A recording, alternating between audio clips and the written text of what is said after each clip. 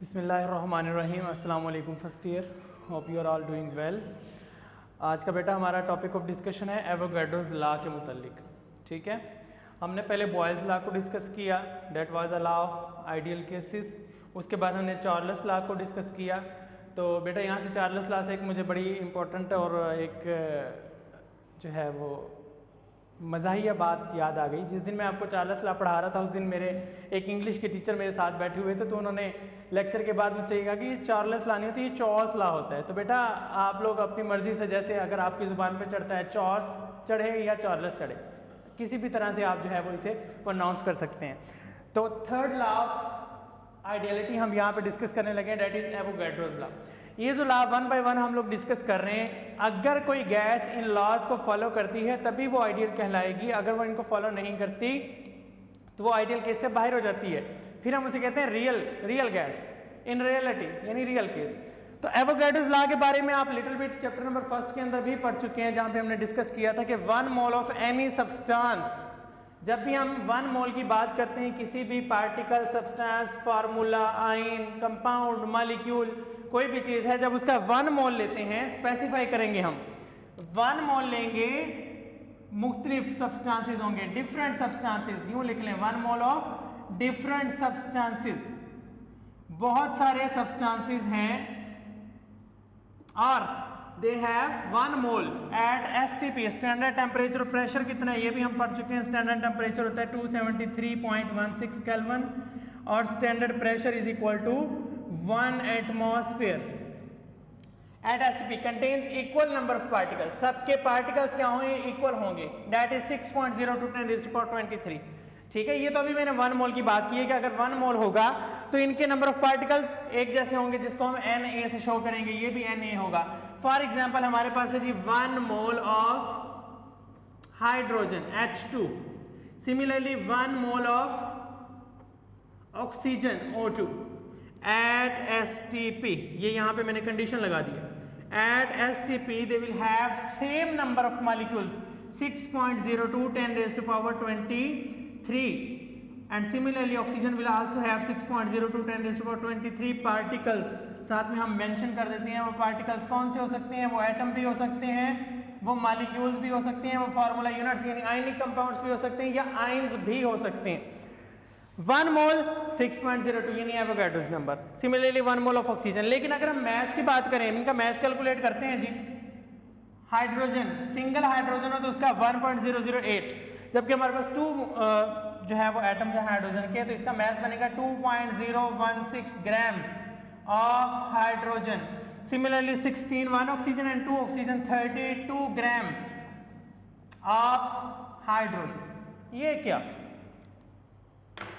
यहां पे हमने देखा 1 मोल बराबर है 6.02 6.02 10⁻23 बराबर है, लेकिन एक का मैस हम कह रहे हैं 2 ग्राम्स है, दूसरे का 32 ग्राम है। तो how we can say that 2 gram is equal to 32 gram.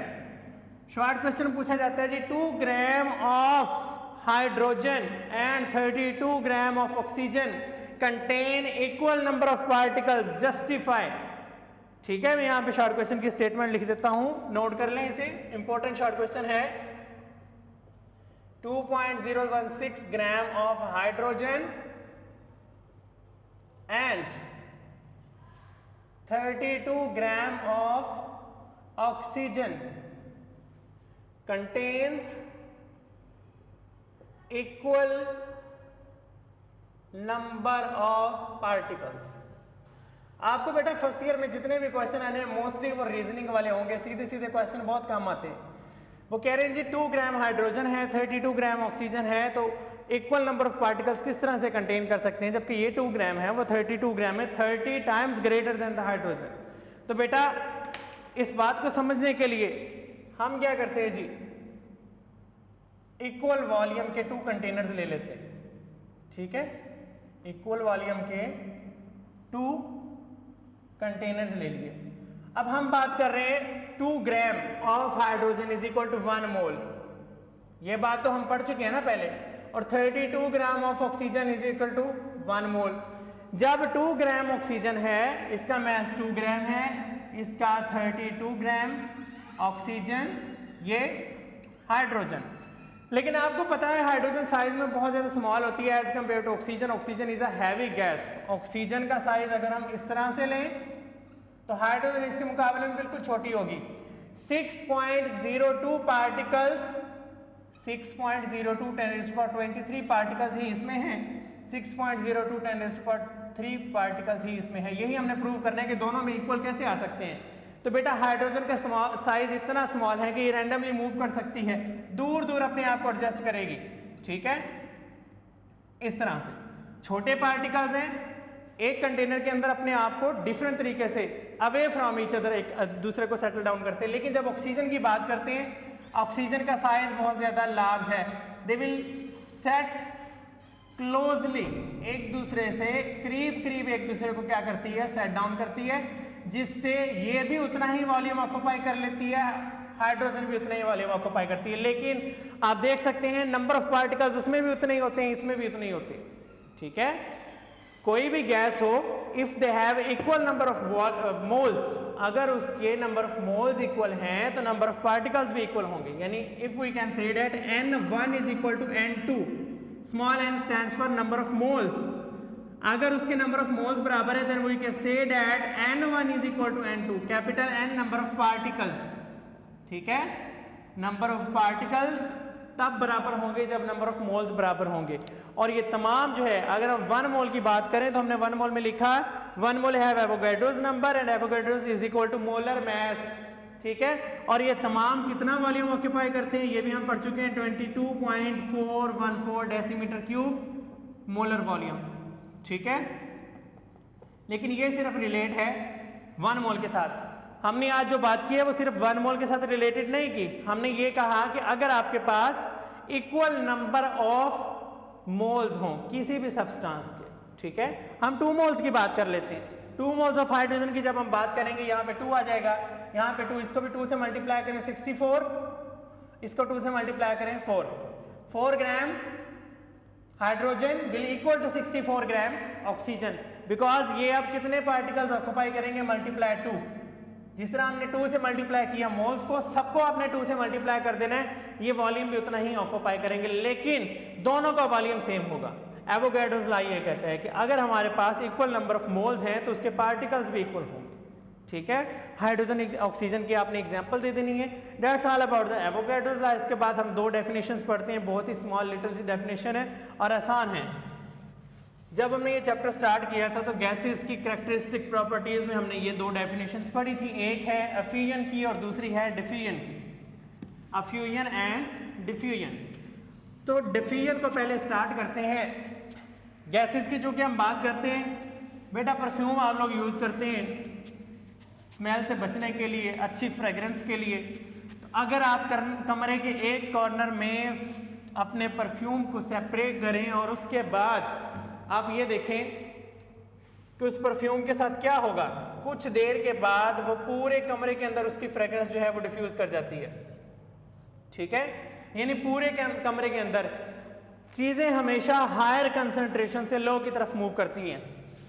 Always higher concentration से लोअर कंसंट्रेशन की तरफ चीजें मूव करेंगी, वो कोई भी चीज हो, वो चाहे लिक्विड हो या गैस हो।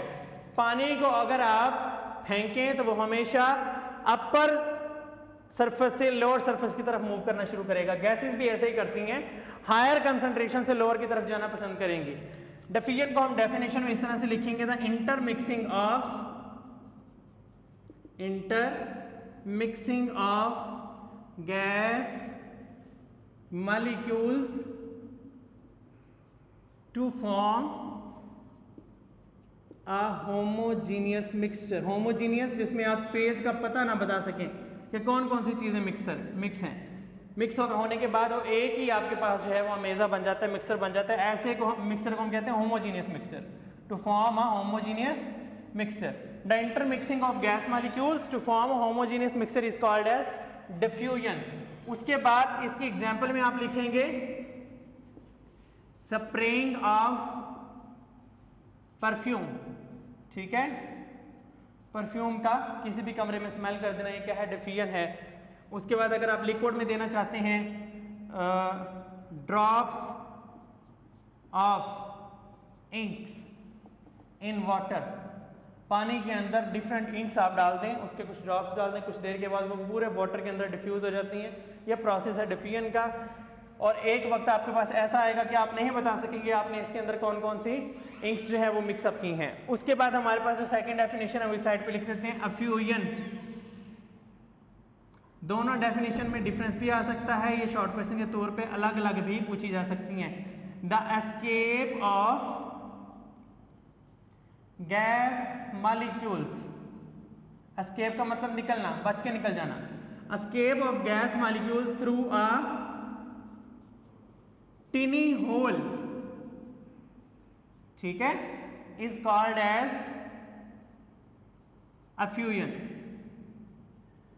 एक छोटे से सुराख के जरिए से गैस के मॉलिक्यूल्स का वन बाय वन निकल जाना, क्योंकि वहां से एक साथ तो नहीं निकल सकती, वन बाय वन जिन जिन की बारी आती जाएगी। अगर ये मेरे पास कंटेनर है और इसके अंदर मैंने गैस जो है वो फिल की हुई है, ये गैस है, यहां पे आप एक छोटा सा जब होल करेंगे तो gas molecules one by one यहां से निकलेंगे। इस प्रोसेस को हम क्या कहेंगे, अफ्यूजन कहेंगे, ठीक है। और इसकी एग्जांपल में पंक्चरिंग का टायर, टायर जब पंक्चर हो जाता है उसके बाद बैलून, एयर